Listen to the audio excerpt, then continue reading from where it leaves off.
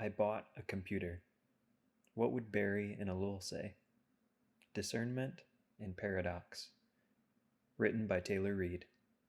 Was Wendell Berry onto something that should be more widely considered regarding his refusal to buy a computer? He's always written by hand. There's irony in the fact that one of the writings that is most consistently guided Crosshatch Center for Art and Ecology speaks to avoiding screens. Despite that, much of my time spent working for this organization so far has been just that, behind a screen.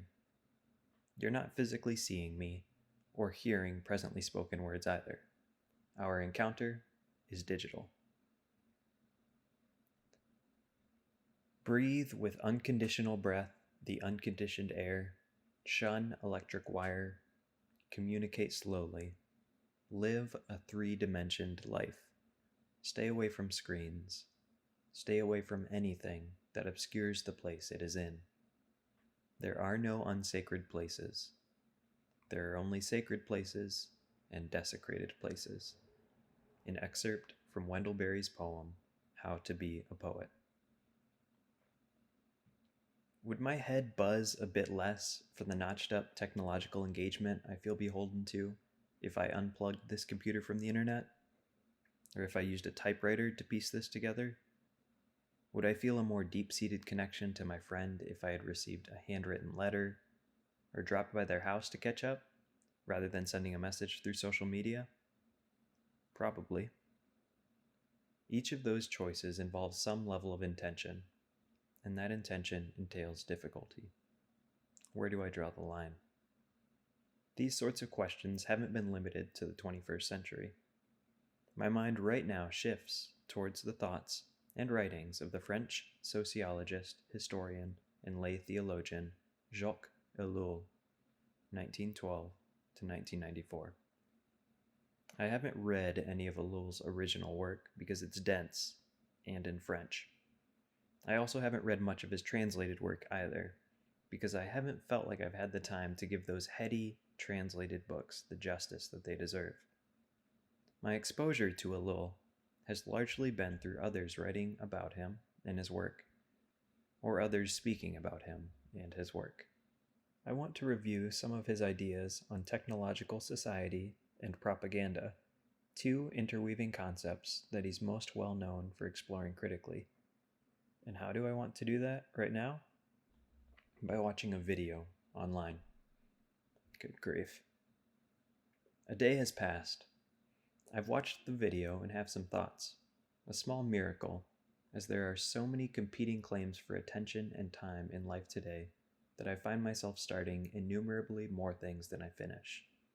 Which means what I largely accomplish is a subtle sense of malaise. 1,000 unfinished projects is no motivator. This is one of the reasons why I love making wooden spoons.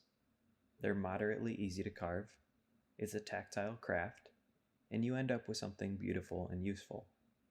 But there are a lot more half-finished spoons sitting around our house now than completed ones. Anyway, back to Ellul. One of the first things worth considering when it comes to Ellul's thought is that the terms technology and technique are loaded and problematic when it comes to translation. It's very easy to discount Ellul's thinking due to oversimplification. His concern wasn't with objects that use electricity, advanced tools, or complex machines. His concern was with a universalized, mechanized mindset that isn't appropriately responsive to the myriad complexities of life and circumstance. Technique is the totality of methods rationally arrived at and having absolute efficiency for a given stage of development in every field of human activity. That's an excerpt from Jacques Ellul's The Technological Society. Ellul believed that modern society is ruthlessly committed to efficiency and speed. Human beings are caught up in that pace. Previously, human responses to different circumstances could generally be described as reflective and deliberate. Now, human responses are often limited to reflexes, knee-jerk reactions we don't have much control over. We have time to respond to stimuli immediately and in blunt, ungrounded ways, rather than with consideration and nuance. The speed of our society tends to encourage actions that quickly multiply in ways that we don't intend and can't control. Ellul described our lives and choices in this context as the suit, helmet, and oxygen tanks of a deep sea diver. It's a way of being that allows us to survive in an abnormal environment, but it's one that's awfully constricting.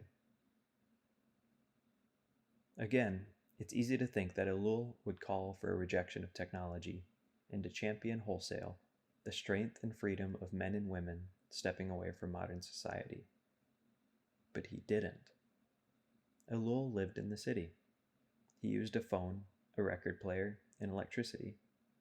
He stated that technology had a hold on him, and he continually benefited from it.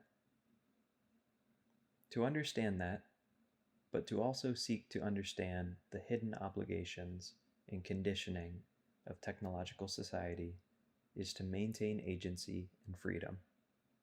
He called for awareness, analysis, and reflection. According to Ellul, this investigation should lead to a radical discussion of modern life and lived application, rather than a cold intellectual endeavor. It should lead to art and sense, and the rediscovery of values. It should lead to small groups of people employing this perspective in working to create a counterbalance to the downsides of society's technical structure. This work consists of difficult, slow, small-scale actions, and it's work at the core of being human. I suppose that's exactly what this writing has been exploring. And that work sounds an awful lot like the work of Crosshatch, as well as Wendell Berry's life work. Maybe it's alright that I'm working behind the screen, so long as I continue to grapple with the paradox of it. So, friends, every day do something that won't compute. An excerpt from Wendell Berry's manifesto, The Mad Farmer Liberation Front.